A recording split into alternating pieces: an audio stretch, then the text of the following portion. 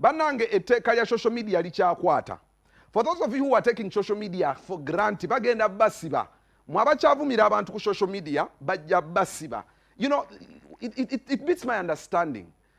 Mugenda ne muvuma omuntu, and you think you're too far. Let me tell you something. Bw'ovuma omuntu on social media, you are easily tracked. Your IP address can be tracked. Oba kyekyo Rampas, byebyo IP address. Musaga. Bajja bafuna. Now there is this young man, yeeyita Mukono. He's a lame young man. Na yavuma buli kifu muntu ennaku zino. Now Gravity had a very nice show. Naayita Maama we honorably abeere ku show. This young man nadda ku Maama Gravity n'amuvuma so bad. I'm so glad that when njogerera bamusibye, and I'm playing this story. It is deliberate. Bana etweddeko. Ugandans. Tulemerawo okukozesa social media olowooze nti you have your own palace. You're in Uganda, guys.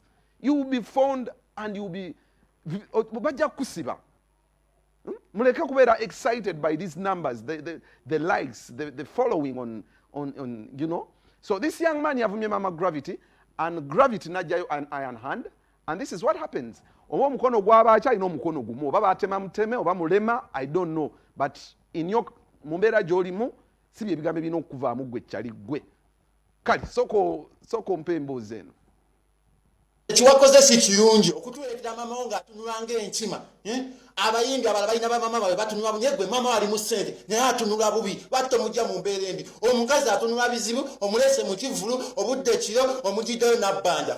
Omwami ono yavumye maama wa King Saha n'abalala nga example gundi maama wa Gravity omutijju, n'avuma Katikkiro wa Buganda, n'avuma Maama Fiina. Abantu bangi bazaavuma, so olwaleero akwatiddwa era atwalibwa mu kooti. Tuli wano bayita batya wano tuli ku polisi Katwe.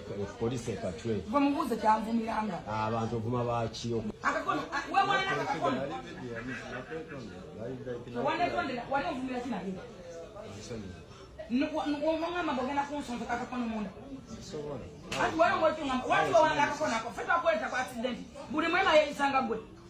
Feta kusaka so abavuma abantu nga mwerimbi kambuliina NRM power tekigenda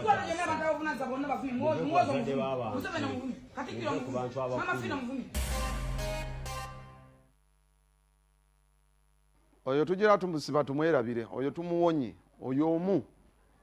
Kakati katweyongereyo mu mboozi. Palazzo's celebrated birthday. He's one of those few artists that deserve this. Abadde through so much.